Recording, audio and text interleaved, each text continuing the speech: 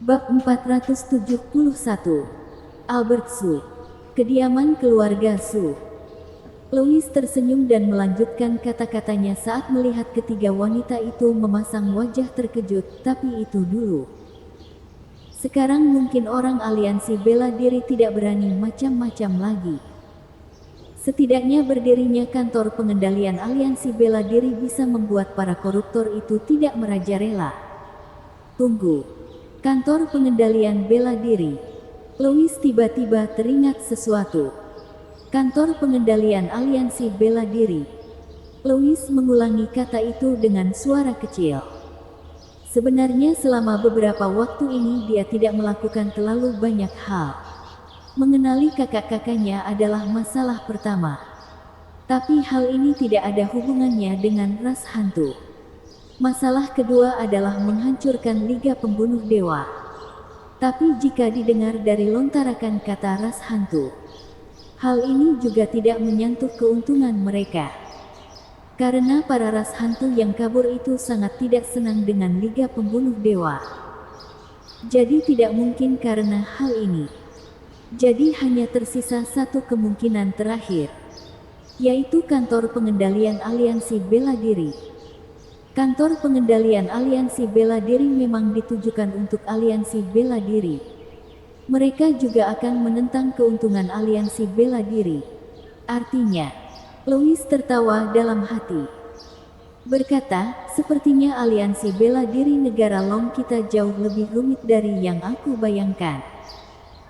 Dia tiba-tiba teringat dengan kata-kata yang dilontarkan oleh Yuda sebelumnya. 20 tahun yang lalu. Krisnaldi Liu selaku pemimpin lama Shadow Pavilion tidak hanya memiliki kekuatan yang tinggi, tapi identitasnya juga sangat misterius. Bahkan anggota internal Shadow Pavilion pun tidak terlalu mengerti tentang dia.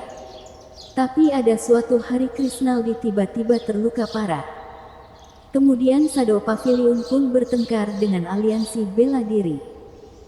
Jadi bisa dibilang Krisnaldi memiliki masalah dengan Agustinus selaku pemimpin aliansi bela diri waktu itu. Sehingga Shadow Pavilion pun menjadi target buronan aliansi bela diri.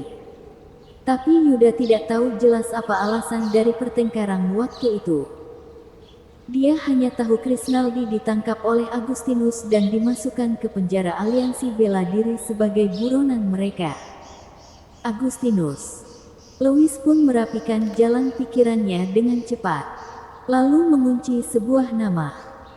Dia awalnya ingin membawa Sally ke aliansi bela diri di ibu kota untuk memeriksa petunjuk tentang Krisnaldi.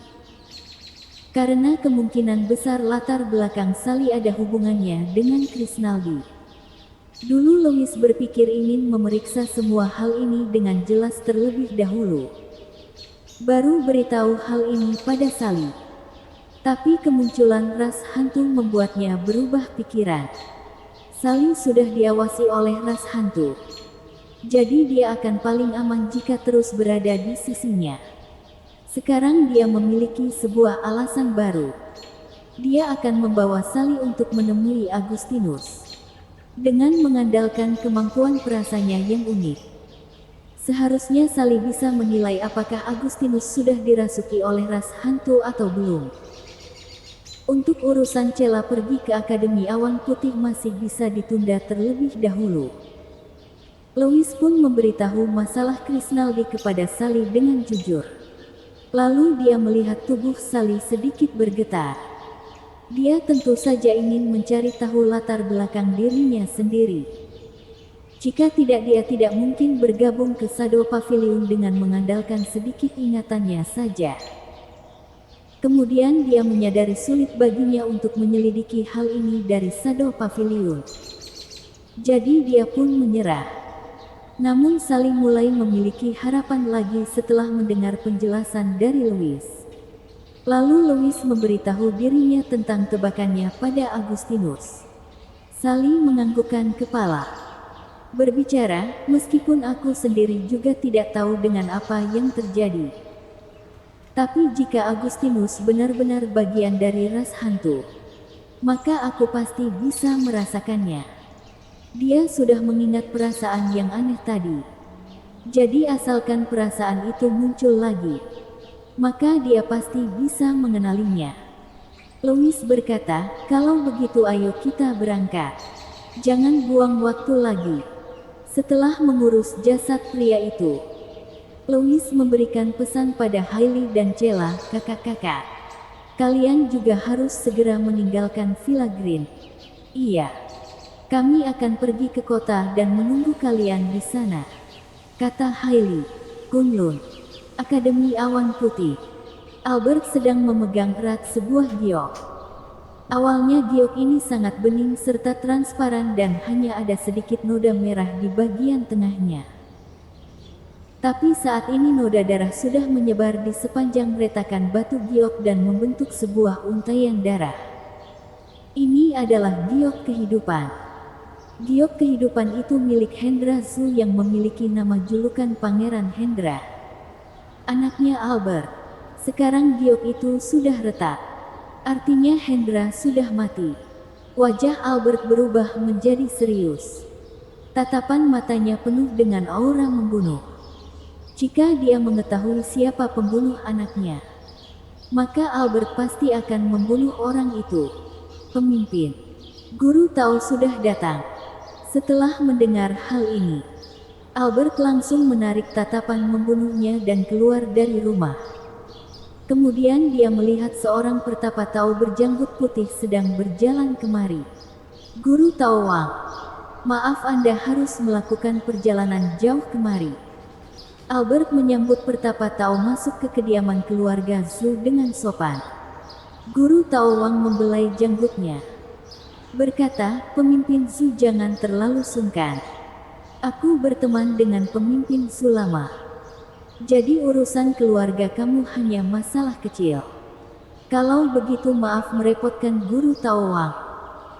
Albert pun tidak basa-basi lagi dan langsung menyerahkan giok itu kepada Guru Tao Wang. Berkata, Guru Tao Wang, silahkan lihat giok kehidupan ini. Guru Tao Wang menganggukkan kepala. Berkata, beri aku sedikit waktu. Maka aku pasti bisa menemukan di mana lokasi pembunuhan pangeran. Albert berkata, aku tentu saja percaya dengan kemampuan Guru Tao Wang. Kemudian dia tidak mengganggu Guru Tao Wang lagi. Dia hanya melihat dari samping. Awalnya Albert ingin pergi ke sekte dan yang untuk menanyakan hal ini pada Erin. Tapi beberapa waktu yang lalu dia mendengar berita Tetua Liu penjaga menara sekte dan yang baru saja menerima seorang murid sejati yang memiliki kekuatan sangat kuat. Bahkan Yusuf dari sekte pedang mistik yang ingin mewakilkan adiknya memberi hukuman telah dipukuli oleh orang kepala botak itu.